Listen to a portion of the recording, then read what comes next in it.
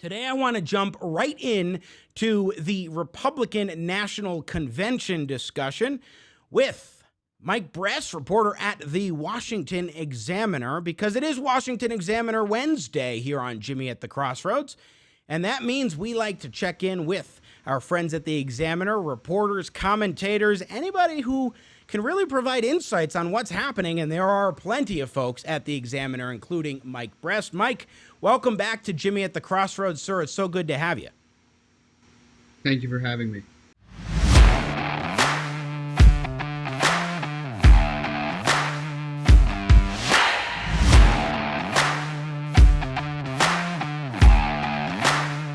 So this has been quite a week, I think, for the Republican National Convention. It's been very interesting, particularly given that what we have seen is a very coordinated show, and you have some different components that I've noticed. You have speeches that are in person at a single location where they alternate speakers coming back and forth. You have some pre-cut videos, and then like last night, you had Melania Trump, the First Lady, speak in the Rose Garden with a live audience, which was very different from what the Democrats did for any of their speeches.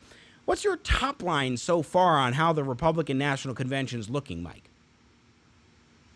So I think to discuss both last night and then to look at the entire week's sort of events is last night the story was without a doubt Melania Trump's speech.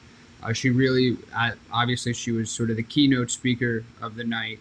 She sort of tied everything together, all of the different components, as you mentioned, whether it was the naturalization ceremony that President Trump led, whether it was Secretary of State Mike Pompeo speaking. There were a bunch of different topics that Melania Trump sort of all blended together in her live speech that you mentioned. And I think what we've seen is, as you mentioned again, a sort of coordinated rollout of the events that we've seen over the course of 2 days so far, and we'll see again tonight and tomorrow as well. Since you mentioned Mike Brest, Melania Trump, let's go ahead and please, Mr. Matoush, put in cut 3.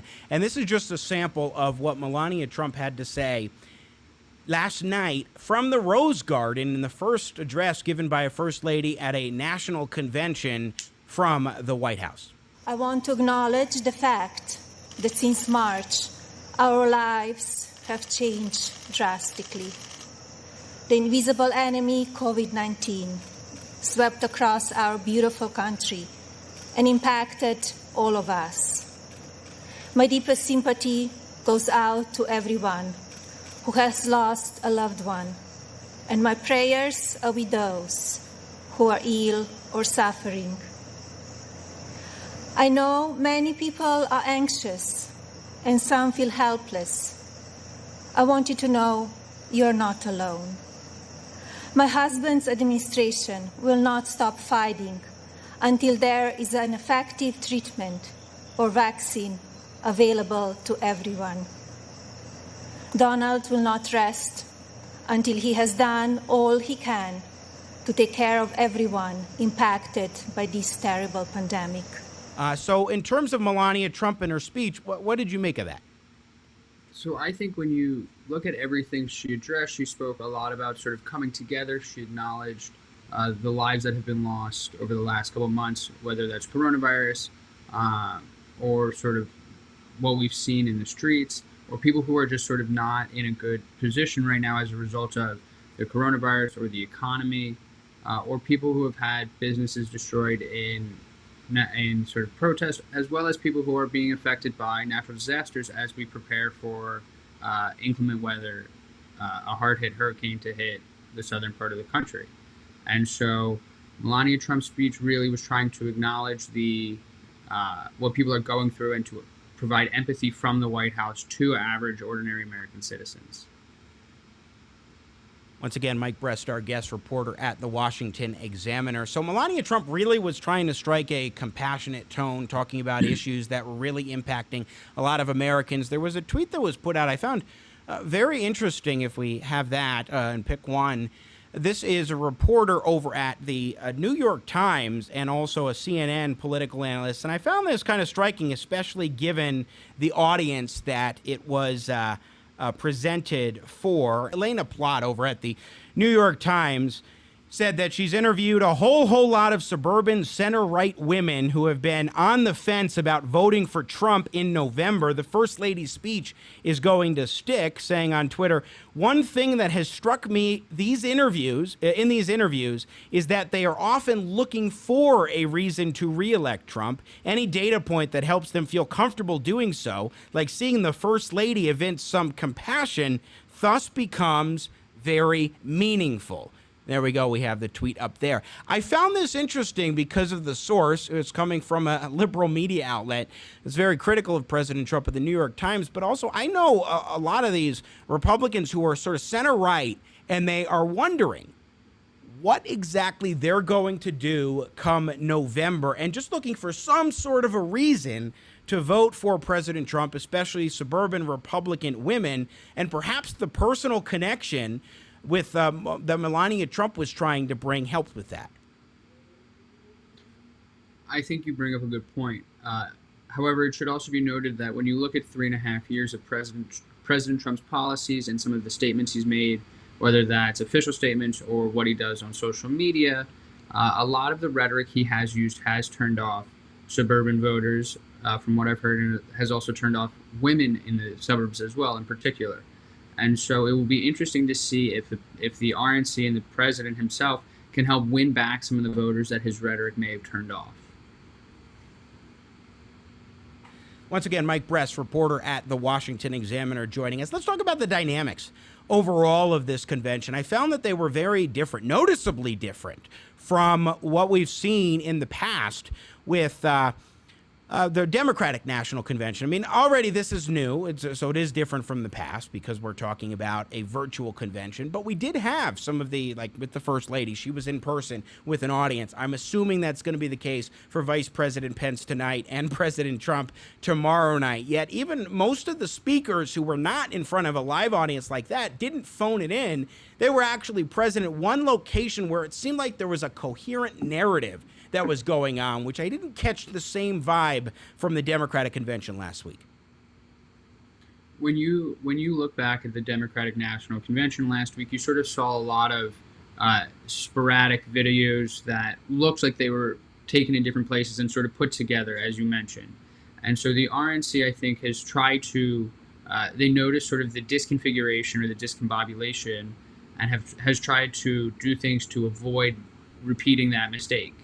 And so, as you mentioned, this is sort of a new time. It's a historic time in that we've never had conventions go on during a pandemic, or we haven't in at least in 100 years. And so it's important to remember that that is a way in which both conventions had to do things in an unconventional way, in a way that they had to imagine from scratch. They had to completely plan a new way, a way in which neither had intended. We saw the Democrats try and go to Milwaukee for their event. We saw the president and the RNC try and go to first North Carolina and then to Florida for theirs. And yet, even still, both plans had to be scrapped for a safer way. Yeah, one thing, too, that I found striking about this compared to the Democratic convention is, for example, when Kamala Harris and Joe Biden came out and gave their speeches, they had masks on as they were walking out. Nobody was there. None of the speakers have worn masks at the Republican National Convention. Now, of course, the bases are very different in terms of their concerns about the virus. And so the perceptions that they're trying to shape at both of these conventions are different. What do you make of that? I think you bring up a very good point, because it's all about messaging and tailoring it to the base or to voters. And there's still undecided voters that both bases are trying to sway and bring into their camp. And so, as you mentioned, we saw the Democrats appearing to try and take precautions for the coronavirus and have that be a subliminal message to their constituents or to Democrats to say we are taking this seriously, and as a way to likely try and highlight the contrasting behavior of the RNC, which we're now seeing. They probably were able to anticipate that would happen and decided that they would use that as somewhat of a subliminal message in that they are taking it more seriously. However, we won't be able to know just yet whether or not this messaging was actually effective. Yeah, most certainly. And something else to note is that President Trump, and you pointed this out, had been in several different circumstances in the last couple of days with other people, with Americans. He had frontline workers from various jobs, from the Postal Service on to nurses and police officers that he was gathered together with. He was gathered together in a room for a discussion with hostages that had been freed because of his administration. We saw the President of the United States with John Ponder, who he pardoned on television at a Republican National Committee, a Republican National Convention. And so the president clearly, I mean, I'm sure that they screened everybody. They did their testing that they need to do for anybody who comes in contact with the President of the United States. But when Joe Biden or any of the others had anybody near them, with the exception of his wife, he was masked. So that was just an interesting thing that I think helps go with the whole narrative that the Republican convention really set a tone that they were trying to deliver throughout. And so far, I think they've done a tremendous success. And everything seems cohesive and coordinated, and they're not emphasizing the mask point. Whereas the Democratic National Convention, which admittedly was the first go at this and Republicans could learn, it didn't seem like there was as much cohesion, especially because you had different venues. Even that Kamala Harris and Joe Biden, these speeches, the different venues that they were at for their addresses and so forth, I think made it a little less cohesive. I think you bring up a good point. And the other point that I would like to add is that the president and the RNC has the benefit of the White House. Yes. And so whether or not that is just the space or even resources, however, it's also important that we acknowledge the Hatch Act, which says that government resources from government employees can't be used for election purposes. And so there have been a number of accusations, relatively credible ones, that a number of RNC events have actually violated the Hatch Act.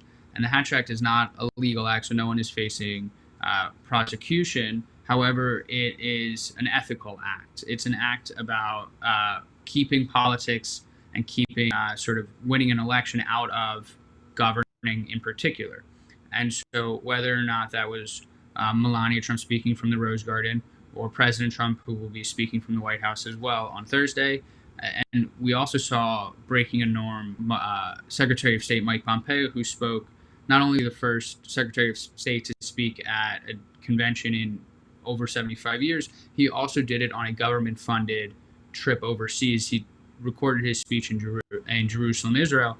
And so norms and benefits that an incumbent has that a challenger like Joe Biden doesn't have access to. Now, how are the RNC, Republican National Committee, that is, the Trump campaign, and the White House talking about that, some of these breaking of norms? I know you were reporting, Mike Brest, on Peter Navarro, who's a senior advisor at the White House, particularly on trade issues, and he's pretty positive about some of these norm breakers. Absolutely. So Peter Navarro practically celebrated the fact that they're really allowing the RNC into the White House to show off what they've done and to show off what they could do if they're granted 4 more years by the American people. We also saw earlier today Chief of Staff Mark Meadows, in a conversation with Politico, essentially said that people outside of the Beltway don't really care about Hatch Act violations. However, he did, upon clarification, note that they shouldn't actively trying to do things that are unethical or are breaking the law in any way, shape, or form. However, they are not particularly concerned about backlash per se because, as I mentioned earlier, there are no legal ramifications of doing this. It's all about being ethical norms, what has been done in the past, and what people can continue to do in the future if they abide by it. However, what Donald Trump is doing right now could make it easier for a future president to do similar things and then obviously take it one step further. Although there's the argument, I think, for most of what President Trump has done, as opposed to maybe the Secretary of State instance, in that they want to keep the president in a more central location because of the virus and the pandemic. It's much more controlled, especially when he's going to bring in guests to the White House rather than going to some other public venue. If he's going to do these things, better to have it contained in the White House, which could at least preclude a little bit of the argument in the future where somebody could say, oh, President Trump did all these things. Well, he could maybe say, well, it was during a pandemic that we did that because we wanted the president to be at the White House for safety precaution reasons. Absolutely. I think it's a great point to acknowledge how the coronavirus sort of shapes the convention and what they're able to do. Yeah, no doubt about it. So also there are some other controversies that have been going on with a couple of the speakers in terms of things unrelated to the convention itself that you've been reporting on, Mike Brest, with the Washington Examiner. Tell us a little bit about that. Absolutely. So one of the RNC scheduled speakers, Marianne Mendoza, who is an angel mom, which means her son was a law enforcement officer who was killed in the line of duty by an undocumented American. And so she has become an advocate in the time since her son's death about immigration. And she has been a very big supporter of President Trump. And she's actually also on also acts as a consultant for the We Build the Wall Foundation that we saw a number of members of their board, including Steve Bannon, get arrested last week. And so she's connected with them, but is also does a lot of advocacy in terms of immigration and is a big supporter of the police. Yesterday, her speech was pulled by the RNC after she promoted an anti-Semitic conspiracy theory about the Elders of Zion. And this is not, in fact, the first time she's done it. However, she did promote the conspiracy theory back in 2018, I believe it was. And so after she promoted it again earlier this week, the RNC decided to pull that speech. And then another person who's speaking at the RNC who actually did go ahead and speak is Abby Johnson, who was a Planned Parenthood executive and then has since become a pro-life advocate. And in a video that she promoted and published of herself in June, she was speaking about her biracial adopted son and how police would interact with him versus her biologically white children. And the way Abby Johnson phrased it was that she thinks police officers would be quote unquote smart if they were to treat and react, and be more aware of her biracial son, because according to her, Black people are more likely to commit crimes. Thus officers should be more prepared for them to do it. However, a number of people have accused this line of thinking as being racist, given the fact that it supports or goes along the premise that all of those arrests were accurate without acknowledging discrepancies in arrests. Well, to the point, though, about Abby Johnson in terms of her speech, that was clearly one instance of not too many where the RNC emphasized some more socially conservative perspective. She is featured in the film about her own story called Unplanned. Really has a remarkable story about how she was a clinic director at Planned Parenthood and then ended up quitting after she got to learn more about what's really involved in an abortion. I think she told that story in a powerful way. I don't think that the controversy is picking up the steam too much, but it is important to note that, of course, with all these speakers, there can be different issues that may crop up that are unrelated to the topic of conversation, because she's up there talking about abortion, not, for example, what's going on with the police, yet she's got this issue that can fit within the broader discussion, controversial discussion about policing and race in America right now, Mike. I think you're absolutely right. I don't think any one of these particular issues could be that detrimental. However, it could show to voters a lack of not being serious or not being focused. It could show that they're allowing too many people into their tent under the umbrella of the RNC without enough vetting. And so that could be something that could end up turning voters away from the RNC if given, for example, Jewish independents who are not happy that an RNC speaker had promoted anti-Semitic conspiracy theories. Yeah, but they dropped her, which is an important note. Absolutely. Is that they ended up dropping Mendoza from the speaker list. That particularly was is an egregious thing, to be sure. One more thing I want to talk with you about, Mike Brest, are some of the videos that they produced at the Republican National Convention. For example, in cut 4 here. This is Catalina Lauf and Madeleine Lauf. They're sisters. Catalina Lauf ran for Congress in Illinois, was unsuccessful in a primary, but they were featured in a video which I think really underscores some of the messaging that the Trump campaign is trying to bring about with the Republican National Convention and so forth. And it's just one example of many of where they really were trying to highlight some successes of President Trump's administration and also highlight different people who have benefited from policies under the Trump administration. Take a listen. Look at my business, Begin Health. As a small startup that is growing and launching, we are constantly trying to innovate. And the big challenge that COVID brought that we just didn't see coming was that just almost everything kind of just shut down.